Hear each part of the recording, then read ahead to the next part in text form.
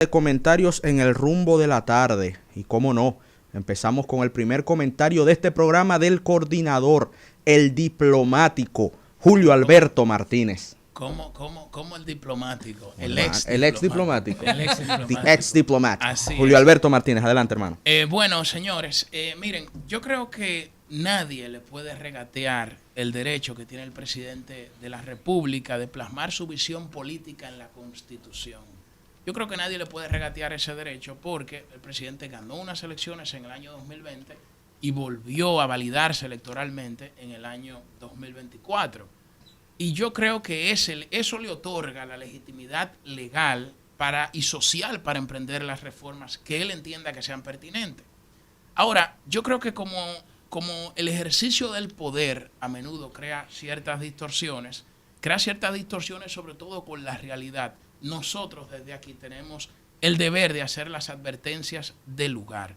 Miren, el doctor Milton Ray Guevara, expresidente del Tribunal Constitucional, la máxima autoridad en materia constitucional de nuestro país, expresó, y lo dijo en el rumbo de la mañana, de que él no está de acuerdo con que el presidente debe renunciar a la facultad de nombrar al Procurador General de la República por las consecuencias que eso pudiera acarrearle a la República Dominicana. Y menciono al doctor Milton Ray Guevara porque estamos hablando de un gran estadista, fue senador, dirigió por más de una década al Tribunal Constitucional, es un catedrático consagrado y experto en derecho constitucional. Y don Milton, sin hacer referencia directa, me imagino que pensó en Perú. En Perú nosotros hemos visto de cómo la política, la venganza, el odio y el resentimiento se ha institucionalizado y se ha creado un esquema jurídico de fiscales súper independientes, provocando que prácticamente todos los presidentes sean procesados. Fujimori estuvo preso, Alejandro Toledo, Ollanta Humala, Pedro Pablo Kuczynski, Vizcarra, Merino, y actualmente la presidenta Dina Boluarte está siendo investigada por el caso Rolex. Ni hablar de Alan García, que para evitar enfrentar la justicia del expresidente Alan García de Perú, se suicidó. Y esto no significa de que quien no haya cometido acto de corrupción no sea investigado. No, claro que no. Yo creo que el que comete un acto ilícito, el que traiciona la confianza de un país y de toda una sociedad y de un presidente, tiene que ser investigado. El que se roba los fondos públicos tiene que ser investigado. Ahora, don Milton, por su experiencia, hace esa advertencia al presidente de la República. ¿Por qué?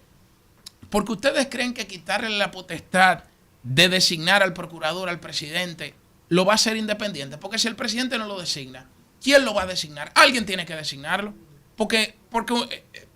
Tiene que designarlo a alguien porque un procurador no va a caer del cielo. No lo vamos a poder solicitar a Dios que nos envíe un procurador o una santa procuradora. Alguien tiene que designarlo. Entonces, si usted le quita la potestad al poder Ejecutivo, vamos a imaginar que se lo dé al Poder Legislativo. Bueno, pero eso en vez de disminuir, incrementa la influencia política porque tendría que producirse una negociación mucho más intensa que si lo designa el presidente de la República. Ahora, vamos a decir, ok, no. Que lo designe el Poder Judicial, como se dice en España, que los jueces designen a los jueces.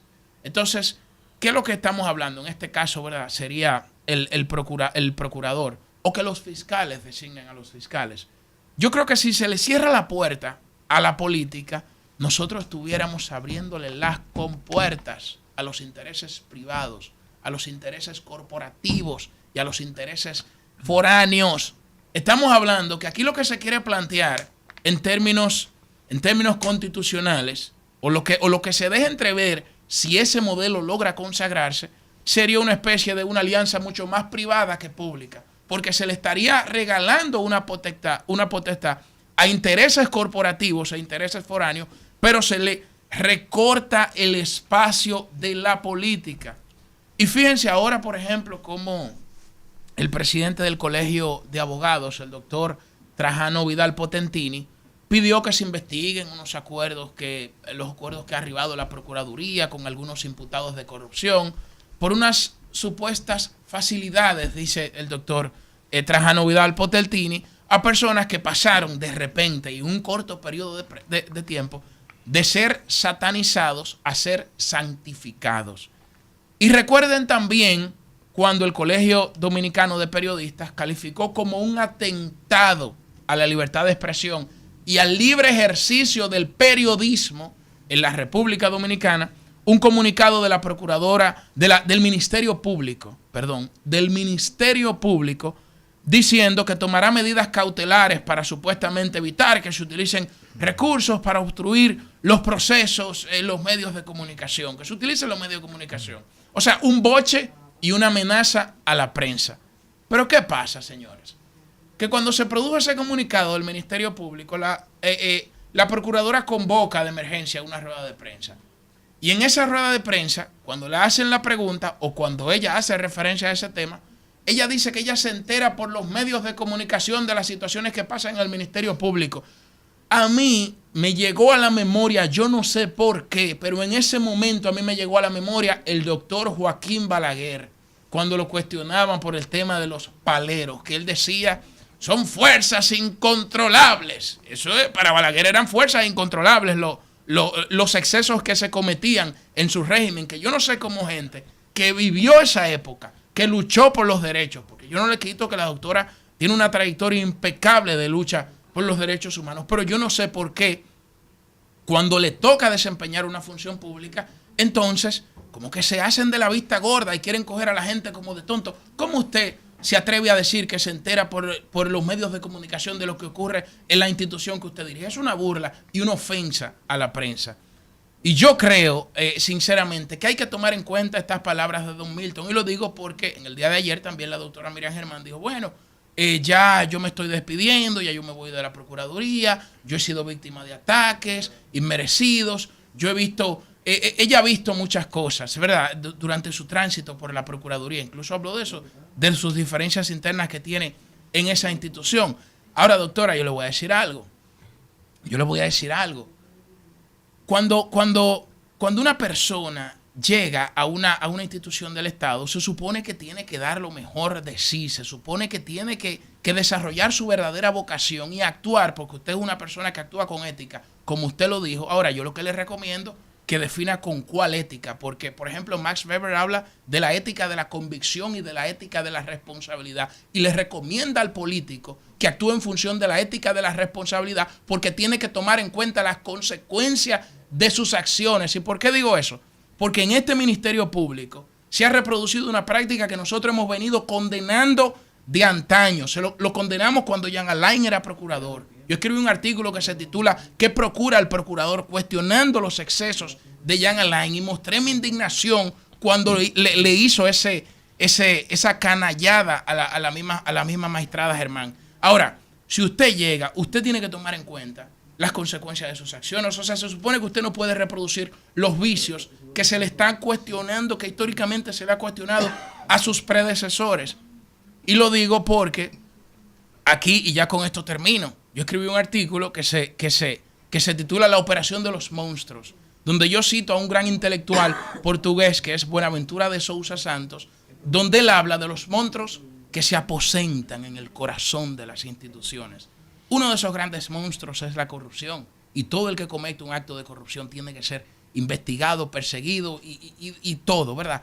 Ahora, otro gran monstruo de los que se aposentan en el corazón de las instituciones es el ajuste de cuentas. Es cuando se sustituye el debido proceso por el ajuste de cuentas y comienzan personas que se le tienen que garantizar sus derechos fundamentales, lo pasean en una especie, con una degradación cívica por los pasillos del Palacio de Justicia con cascos negros y chalecos antibalas. Y esto, casco negro, chaleco antibalas y hombres muy corpulentos y uniformados, ¿verdad? Con un uniforme de autoridad y rifles largos.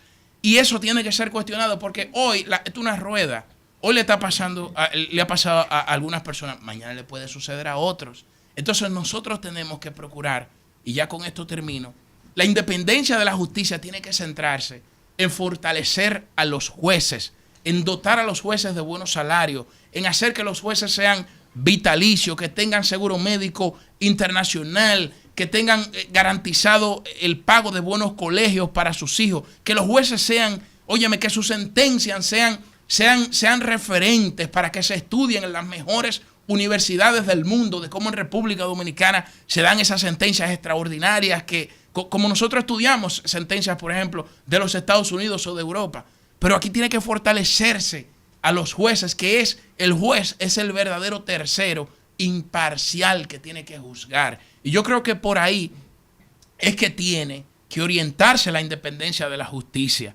Y por eso fue que el presidente del Comité de Exteriores de Estados Unidos, Benjamin Cardin, criticó y dijo, acá, pero se lucha contra la corrupción en la República Dominicana, lo que es una persecución política contra los adversarios políticos. Entonces, eso es una situación lamentable. El rumbo de la tarde.